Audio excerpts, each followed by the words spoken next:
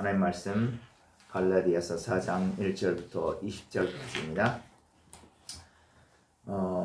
이 부분을 굳이 제목을 붙여보자면 상속자냐 종이냐 이렇게 말할 수 있습니다. 상속자냐 종이냐. 왜냐하면 바울이 3장 마지막 부분에서 너희들은 유업을 이을 자다 이렇게 말하고 있잖아요. 유업을 이을 자가 다른 말로 하면 상속자죠. 누구의 상속자예요? 예수 그리스도의 상속자라는 거죠. 예수 그리스도의 상속자. 그러니까 종이 아니라는 거예요. 더 이상 율법에 매여 있는 종이 아니라 하나님의 기업을 이어받을 상속자다. 예수 그리스도의 상속자다 이런 말이에요. 1절에 보면 또 내가 또 말하노니 유업을 이을 자가 모든 것의 주인이나 어렸을 동안에는 종과 다름이 없어서 그 아버지가 정한 때까지 후견인과 청지기 아래 있나니 이렇게 말하고 있죠. 이게 이제 바울이 그 로마의 관습을 들어서 좀 말하고 있는 거예요. 여기 갈라디아 지역이 지금 로마 제국 내에 있는 그런 지역이잖아요. 터키 그 중부지방. 그래서 그 자유인, 그러니까 자유 시민의 아들이라 할지라도 아들이 아직 나이가 어리면 어릴 동안에는, 그러니까 여기 어릴 동안이라는 건 사실은 이제 젖먹이 동안이에요. 젖먹는 동안이란 뜻이에요. 종과 다름이 없어가지고 그 후견인을 두고 청지기를 둔다. 이제 두 가지를 얘기해요. 후견인, 청지기. 후견인은 뭐냐면 이 자유인의 아들, 그러니까 주인의 아들을 길러줄, 교육해주고 양육해주고 교육해줄 그러한 후견인이 필요하다 이거예요. 이제 영어로 guardian이라고 그래요. guardian. 그 다음에는 청직이란 건 뭐냐면 그 재정을 맡아 관리해줄 사람을 말하는 거예요. 그래서 보통 후견인은 보통 14살 정도까지를 하고요. 청지기는 보통 25살까지 이렇게 합니다. 이제 25살 이상이 넘어야 이제 완전히 자유로운 몸이 된다는 거네요. 그러면 아무리 자유인이라도, 그죠? 상속자라고 하더라도, 그러니까 주인의 아들이라 할지라도 어렸을 때는 이렇게 종과 같은 상태에 있다는 거죠. 누군가에게 예속되어 있다. 이게 지금 왜 이런 얘기를 하는 걸까요? 예수 그리스도께서 오기 전까지, 그죠? 모세시대 때부터 예수 그리스도께서 오기 전까지 하나님께서 이스라엘 백성들에게 무엇을 주셨다? 율법을 주셨다. 이거죠. 이거 말하려고 하는 거예요. 그런데 지금은 뭐라고요? 그 율법의 시대가 아니다. 율법은 한시적이고 예수 그리스도께서 오심으로 율법을 완성시켜 주시고 성취해 주심으로 율법은 더 끝났다라는 거죠. 그걸 말하기 위해서 이 말을 하고 있는 거예요. 3절 보면 이와 같이 우리도 어렸을 때에 이 세상의 초등학문 아래에 있어서 종노릇 하였더니 때가 참에 하나님이 그 아들을 보내사 여자에게 나게 하시고 율법 아래 나게 하신 것은 율법 아래 있는 자들을 속량하시고 우리로 아들의 명분을 얻게 하려 하심이라. 우리도 젖먹었을 때 어렸을 때는 세상의 초등학문 아래에 있는 거예요. 그러니까 종교적인 유치한 낮은 수준에 있다는 거예요. 그러니까 율법을 줬다는 건 사실 이스라엘 백성들에게 율법이 주어졌다는 것은 우리 신약시대 때 교회가 예수 그리스도의 사랑의 복음을 주어졌던 것보다 훨씬 낮은 단계라는 거예요. 무슨 말인지 이해가죠?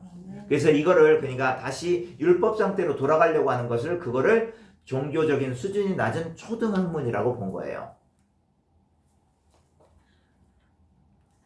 자, 다시 성인이 다시 어린 상태로 돌아갈 필요가 있나요? 없나요? 없죠. 종교적인 수준이 높은 상태에서 다시 낮아질 필요가 없단 말이에요. 예수 그리스도께서 율법을 완성시켜 주시고 성취시켜 주셨기 때문에 다시 율법으로 돌아갈 필요가 있다 없다? 없다는 거죠. 이렇게 말하니까 갈라디아서 되게 쉽죠. 그죠? 너무 은혜가 되고, 예. 얼마나 감사합니까? 예수님께서 율법을 완성시켜 주셔서 우리가 하나하나 율법 다 지키지 않아도 되니까. 그래서 때가 찼어요. 그러니까 이제 하나님이 원하시는 때가 충만하게 됐다는 거예요. 그때 하나님께서 그 아들 예수 그리스도를 이 땅에 보내시는 거예요. 로마 제국에 보내시고 로마 제국 시대 때 팔레스타인 땅에 그죠? 이스라엘 백성 유대인으로 오게 하셔서 또 율법 아래 두셨다는 거죠. 그러니까 일반 보통 이스라엘 사람들과 똑같은 상태로 만드는 거죠. 왜냐하면 이 율법 아래 있는 자들을, 율법 아래 있어서 율법의 종처럼 지내는 자들을 구원하려면 이들과 똑같이 돼야 된다는 거죠. 그래서 그 가운데서 자기도 그런 경험을 해보고 이제 뭐 신으로 쓰겠죠. 이 본문에 안 나오지만 그 하나님의 아들로서 이제 이스라엘 백성들을 그 율법의 속박에서 해방시켜 준 거죠. 그래서 5절에 보면 율법 아래 있는 자들을 속량하시고, 그러니까 율법 아래 있다는 건 율법의 저주 아래 있는 거죠. 그래서 속량하셨다. 이 속량시키는 게 고엘 하는 거예요. 고엘이 속량자의 역할이에요. 끌어내주는 거, 사주는 거죠, 다시. 그러니까 왜냐면 이거를 이제 율법이라고 봅시다. 율법에 우리가 팔렸어요, 종으로. 율법에게 우리가 종으로 팔렸어요. 그거를 누가 사줬어요? 예수 그리스도께서 고엘이 되어 주셔가지고, 그죠? 우리를 구속자, 속량해주는 자가 되셔서 우리를 구원해 주셔서 다시 자유롭게 해주셨단 말이에요. 이거 레위기 25장에 나오잖아요. 그죠? 누군가 자기 친척이 종이 되잖아요. 그죠? 돈이 없어가지고 먹을 곡식을 사기 위해서, 그죠? 어쩔 수 없이 뭐 땅도 집도 다 팔았다. 근데 더 이상 다른 거 팔 게 없어요. 그럼 자기 자신을 파는 거죠, 몸으로. 그래서 뭐냐면 다른 사람의 종이 되는 거야, 다른 집안. 그럴 때 그 종으로 팔린 그 사람의 친족이 와가지고, 친척이 와가지고 그 사람을 속량해 줄 수 있단 말이에요. 되사 줄 수 있단 말이에요. 이게 고엘 역할이잖아요. 예수님께서 우리 율법 아래 종으로 있는 이스라엘을 위해서 고엘 역할을 해주셨다는 거죠. 아멘. 우리도 이 고엘 역할을 하자는 거고요. 그죠? 예. 그래서 6절에 보면, 6절을 한번 읽어봐요. 시작. 너희가 아들임으로 하나님이 그 아들의 영을 우리 마음 가운데 보내사 아빠 아버지라 부르게 하시나이다. 놀랍죠? 율법의 종으로 있던 우리를 해방시켜 주셔서, 그죠? 속량해 주셔서 뭐 어떻게 했냐면 단순히 종에서 풀려나는 게 아니고 뭐예요? 하나님을 아빠라고 부르게 해줬대요. 와, 놀라운 거예요. 왜냐면 구약시대 때는요, 이스라엘 백성들은 하나님을 아빠라고 부를 수 있어요, 없어요? 없어요. 그런 거 안 나와요. 하나님의 이름, 여호와의 이름을 거룩하게 불러야 되기 때문에, 그죠? 내 이름을 망령되이 일컫는 자는 망령되이 일컫지 마라 그랬잖아요. 그죠? 3계명, 여호와의 이름을 망령되이 일컫지 마라. 그래서 아빠라고 부를 수가 없단 말이에요. 너무나 거룩한 이름이야. 성호예요. 그런데 이제 율법 아래 종처럼 있던 그 자들을 예수 그리스도께서 속량시켜 주시고, 너희들 이제부터는 뭐라고요? 주기도문에 나오잖아요. 하늘에 계신 우리 아빠, 이렇게 아빠라고 불러주셨잖아요. 그리고 내가 부른 것처럼 너희들도 하나님을 아빠라고 불러. 이제부터는 하나님이 너희의 아버지다. 아멘. 하나님이 우리의 아버지이십니다. 그러니까 무슨 말이에요? 우리는 그의 자녀니까 우리가 그분의 상속자라는 얘기하는 거예요. 아멘. 종이 아니고 이제보다 상속자다. 상속자니까 아들인 거죠. 아들 혹은 딸. 그죠? 이제 아들, 보통 아들이라고 이제 설명이 되죠. 아들은 그래서 아들이니까 자기 아버지를 아빠라고 부를 수 있는 거죠. 당연히. 그 말하는 겁니다.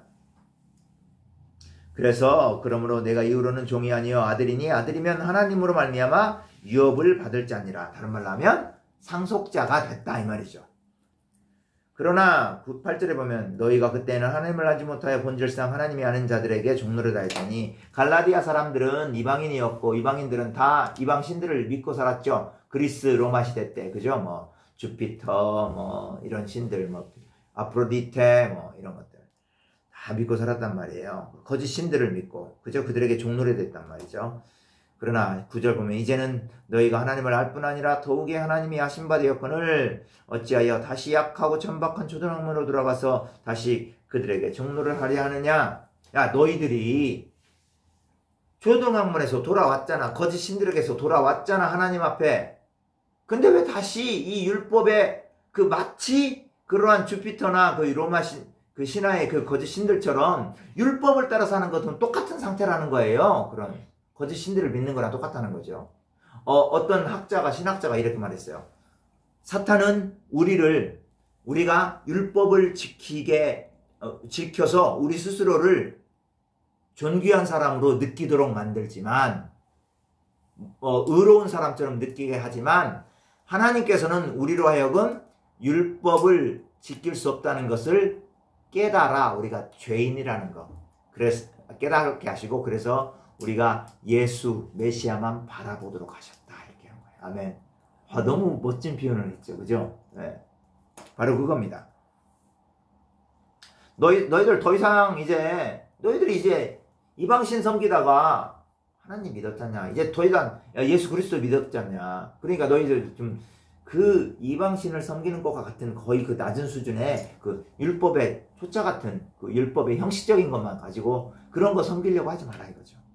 그러면서 10절에 너희가 날과 달과 절기와 해를 삼가 지키니 내가 너희를 위하여 수고한 것이 헛될까 두려워하느라. 날이라는 건 뭐냐면 이스라엘 그 당시 바울 시대 예수님 시대에 그 유대인들이 지켰던 굉장히 중요한 날 뭐냐면 금식일이 있었어요. 금식하는 날. 그리고 안식일이 있었죠. 안식일. 이걸 막 지키려고 그래요. 왜냐면 이 사람 유대주의자들이 말하는 건 뭐냐면 이런 것들을 진심으로 하나님의 뜻을 생각하면서 지키려고 했던 게 아니라 그냥 맹목적으로 지키려고 한 거, 이걸 말하는 거예요. 맹목적으로. 우리도 이런 말 많이 들어보셨죠? 나일론 신자다. 그죠? 나일론 신자는 그 소용없는 신자예요, 사실은. 교회만 나올 뿐이지. 그잖아요. 사실 진정한 하나님을 만나지 못하고 그냥 교회만 왔다가, 교회 문턱만 왔다 갔다 하는 사람을 나일론 신자라고 하잖아요. 이 유대주의자들이 이랬다고요. 그냥 안식일, 가서 땡 찍고 오면 되는구만. 이렇게 생각했단 말이에요. 그다음에 달이란 건 뭐냐면 매달 첫날은 월삭이라는 게 있어서 그때 특별한 예배를 드리는 거죠, 매달. 그 다음에 절기라는 것은 이스라엘의 3대 절기 있죠. 유월절, 오순절, 장막절. 거기에다가 이제 역사가 진행이 되면서 이제 레위기 25장에 보면 또 나팔절이라는 게 있어요. 나팔절이 있고요. 수전절이 있고요. 그 다음에 불임절이라는 것이 있어요. 이런 절기들. 그 다음에 해라는 것은 안식년, 그리고 희년인데 이것도 막 희년의 정신, 안식년의 정신을 지키는 거지 막 그대로 지키는 것. 지금 오늘날 생각해보세요, 여러분들. 희년에 우리가 지금 50년 땅 있는 사람 임자한테 돌려줄 수 있습니까? 아니에요. 그걸 지금 말하는 게 아니에요. 희년의 정신을 지키는 거지 똑같이 이스라엘 백성들이 2500년, 3000년 전에 했던 거 똑같이 하라는 얘기가 아니에요. 정신을 지키는 겁니다. 그런데 이 유대주의자들은 뭐예요? 이 똑같이 문자적으로 그대로 지키는 거죠. 아무 의미도 없이, 하나님을 사랑하는 마음도 없이 지키면 된다, 이렇게 생각하는 거죠. 그래서 바울이 안타까워서, 야, 내가 너희를 위해서 그렇게 복음을, 예수 그리스도의 복음, 예수 그리스도만이, 예수 그리스도를 믿음으로만 구원받는다, 그리고 할례로 구원 얻는 것이 아니다, 이런 것들 복음을 증거했는데 이런 것이 다 헛될까 봐 두려운 거죠. 12절 형제들아, 내가 너희와 같이 되었은즉 너희도 나와 같이 되기를 구하노라. 너희가 내게 해롭게 하지 아니하였느라. 그죠? 저는 이렇게 해석해요. 이 부분이 뭐냐면 바울은 복음을, 예수 그리스도의 복음을 분명하게 이해를 하고 있잖아요. 그죠? 그런 것처럼 너희들도 좀 분명하게 예수 그리스도만 구원주다, 예수 그리스도를 믿음으로만 구원을 얻는다라는 것들, 이렇게 이러한 지식과 믿음에 이르기를 원한다, 이 말인 거예요. 13절에 보면 내가 처음에 육체의 약함으로 말미암아 너에게 복음 전한 것을 너희가 아는 바라.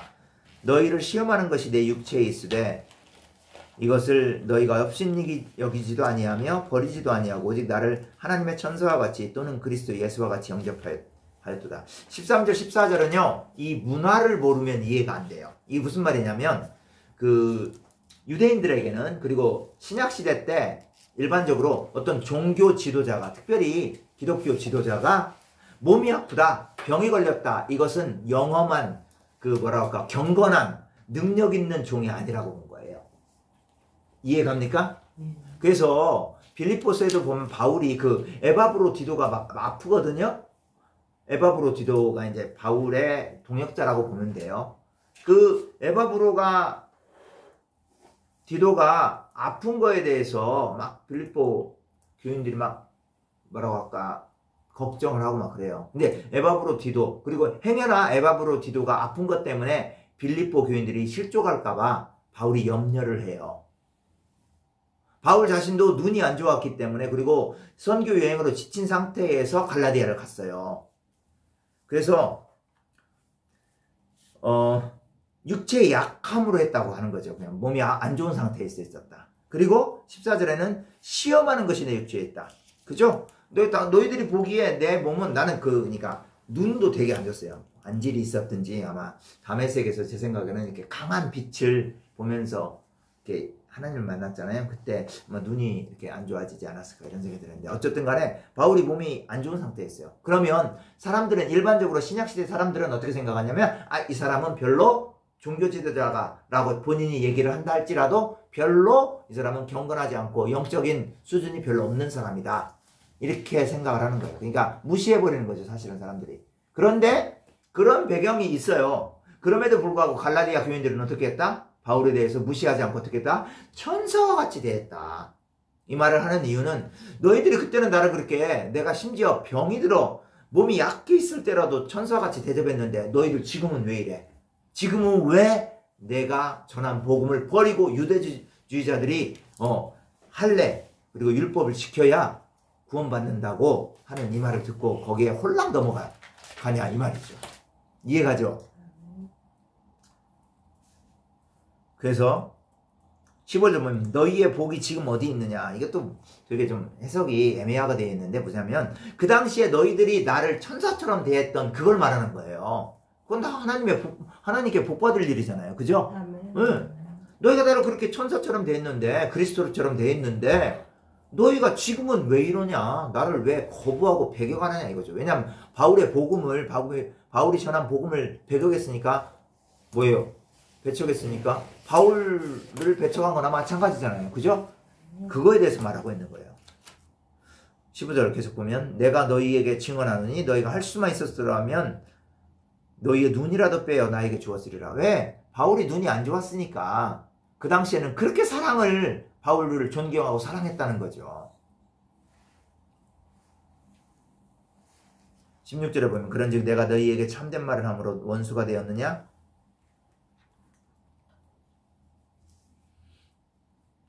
바울은 지금 복음의 진리를 얘기하는 거죠. 그죠? 그리고 그런데 중요한 건 뭐냐면 갈라디아 교인들은 유대주의자들이 진리를 얘기한다고 생각한단 말이에요. 지금은. 그죠? 그래서 어떻게 보면 야 지금 내가 너한테 이런 식으로 하니까 원수된 거냐? 이렇게 얘기하는 거죠. 왜? 지금은 유대주의자들 말이 맞다고 생각하니까. 할례를 통해서 구원을 얻는다는 거. 예수 그리스도를 믿음으로만 구원 얻는다는 것은 부족하다고 생각하니까. 그렇게 얘기하는 거예요.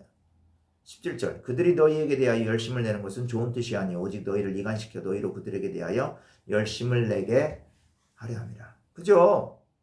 그 유대주의자들이 너희를 아주 그냥 열심을 낸다는 게 이제 어떤 표현이냐면 아주 막 사랑해주고 친절하게 잘 대해줘. 왜? 그래야 자기들이 하는 말을 믿을 거 아니에요. 할례를 받으세요 제발. 이렇게만 하는 게 아니라 막 진짜 사람들한테 가서 잘해줘. 사람들한테 잘해주면 홀라당 넘어가잖아요. 그 사람이 하는 말. 그죠? 그 말이에요. 이게 그 사람들이라는 건 좋은 뜻이 아니다. 나쁜 의도를 가지고 있다는 거죠. 그죠? 자기들이 생각하고 진리라고 생각하는 것 사실은 진리가 아닌데 그걸 선포하려고. 그래서 결국은 뭐예요? 바울하고 갈라디아 교인들하고 이간질 시킨다는 거죠. 갈라디아 교인들이 바울이 전한 복음을 더 이상 믿지 못하게 하는 거죠. 18절은 이게 좀 되게 더 애매모호한 말이에요. 이 번역으로는. 좋은 일에 대하여 열심으로 사모함을 받음은 내가 너희를 대하였을 때뿐만 아니라 언제든지 좋은 일에 대하여 열심으로 사모함을 받으면. 이게 무슨 말일까? 그러니까 만약에 유대주의자들이 좋은 의도로 진짜로 좋은 것, 참 진리에 대해서 열심을 가지고 그렇게 갈라디아 교인들에게 대해줬다면 그건 좋은 것이다. 그런데 그래요? 그러지 않아요. 실제적으로 유대주의자들이 그렇지 않잖아요. 자기들의 말을 갈라디아 교인들한테 전해서 갈라디아 교인들을 꼬드기는 거잖아요. 그죠? 예수 그리스도로만 구원을 얻는다는 것을 더 이상 그 사실을 믿지 못하도록 하게 하는 거죠. 그래서 이게 이제 그 반어법이라는 거 있죠? 반어법이라는 거 알죠? 그 반어법으로 이렇게 해석을 해보면 어떻게 되냐면, 유대주의자들이 좋은 동기로 여러분들에게 열심을 보인다면 얼마나 좋겠습니까? 이렇게 얘기하는 거예요. 그러면 걔네들이 진짜로 좋은 동기로 한다는 거예요? 아니라는 거예요? 아니라는 거죠. 잘 되나 보자. 그럼 내가 진짜로 잘 되는가 보고 싶다는 얘기예요? 그 사람이 잘 안 될 거다라는 분명한 뭐랄까 확신이죠. 어떻게 보면 그거죠. 이 반어법이에요. 그 사람들은 그들이 말하는 것 좋은 동기가 아니라는 거예요. 그래서 19절에 나의 자녀들아 너희 속에 그리스도의 형상을 이루기까지 다시 너희를 위하여 해산하는 수고를 나누니, 이 말은 뭐냐, 한마디로 바울이 갈라디아 교인들의 아버지라는 거예요. 심지어 해산하는 수고까지 한다는 거예요. 엄마이기도 하네. 그죠? 먼저 너희들은 내가 영적으로 낳은 자식들이다 이 말이에요. 사실 바울이요 이런 말을 한 거는 많지 않아요. 바울이 쓴 서신 중에서도. 왜냐하면 갈라디아서에는 정말 공을 많이 들였거든요. 갈라디아에서. 그래서 20절에 보면 내가 이제라도 너희와 함께 있어 내 언성을 높이려 함은 너희에 대하여 의혹이 있습니다. 자기가 사실은 이렇게 막 굉장히 화가 나서 그러잖아요. 그죠? 그 아끼는 갈라디아 교인들이 홀라당 넘어가 버렸잖아요. 그래서 실제 보면 좀 이렇게, 이제 지금은 언성을 높였지만 실제로 보면 좀 이렇게 부드럽게도 좀 얘기도 하고 싶다 이런 말이에요. 그잖아요. 근데 있잖아요. 이게 바울은 목회하면서 우리가 바울 보면 막, 이건 좀 부수적인 얘기인데, 모든 교인에게 무조건 막 온유하고 그럴 것 같죠? 아니에요. 승질도 많이 냈고요. 또 바울 자신도 교인들한테 배신도 당하고요. 무시도 되게 많이 당했어요. 제가 지난번에 말씀드렸죠? 고린도 교인들한테 무시 엄청 당했어요. 고린도 후서에서 그걸 얘기하고 있어요. 그러기도 하고 갈라디아 교인들 이렇게 잘못할 때는 엄중하게 꾸짖기도 하고, 고린도서에 보면 야 하나님의 나라는 말에 있는 게 아니다. 능력에 있는 거다. 하나님의 말씀대로 살아가는 능력이 있는 거다. 내가 가면 너희들 그렇게 말한 사람들 좀 꾸짖을 거다. 어떻게 하는가? 이네들이 삶을 어떻게 살아가는 건지 내가 볼 거다. 이놈들 가만히 놔두나 보자. 이렇게 막 했단 말이에요. 어쨌든 간에 바울은 지금 갈라디아 교인들이 너희들은 종이 아니라 상속자다. 유업을 받을 자다. 그리고 갈라디아의 교회에 들어온 그 유대주의자들, 이 사람들은 너희들한테 좋은 의도를 가지고 이렇게 말한 것이 아니다. 제발 정신 좀 차려라. 너희들 나를 처음 영접했을 때 내가 심지어 아팠음에도 불구하고 나를 천사처럼 그리스도처럼 대해줬는데 너희들 왜 지금 이렇게 하는 거야? 내가 너희들의 아빠다 이놈들아. 내가 너희들 영적으로 낳았다. 그러니까 정신 차리고 돌아와라. 내가 지금은 막 이렇게 흥분해가지고 있지만 내가 가서 보면 좀 이렇게 좀 잔잔히 잘 얘기하고 싶다. 너희들한테 좀. 이런 말 하는 겁니다. 네. 그래서 4장 이 전반부에서도 역시 바울은 지속적으로 갈라디아 교인들이 율법으로 말미암아 율법을 지키는, 율법에 그냥 형식적으로 지키는 것, 이런 것들이 구원을 얻는 게 아니라 예수 그리스도를 믿고 고백하는 것이 구원이라는 것을 말하고 있는 거예요. 오늘도 우리들을, 그리고 수많은 크리스찬들을 진리를 살짝 바꿔서 꼬드기려고 하는, 유혹하려는 그 이단의 영들이 많이 있습니다. 우리가 말씀으로 오늘도 서지 않으면, 또 말씀으로 서도록 옆에 크리스찬들 있죠? 여러분들이 아는 교인들 있잖아요. 우리와 함께 하지 않더라도 이런 사람들에게 말씀으로 이런 것들을 가르쳐주고, 그래서 그분들이 말씀으로 진리 가운데 분명히 설 수 있도록 도와주셔야 돼요. 아멘. 이게 여러분들의 사명이에요. 아멘. 오늘도 이 사명 감당하면서 정말 오늘 주님 주의 말씀으로만, 예수 그리스도를 믿음으로만 구원 얻음을 우리가 고백하며 예수 그리스도께서 주시는 능력을 가지고 오늘도 살겠습니다. 그렇게 결단하시면서 나가기 바랍니다. 다 같이 기도하겠습니다.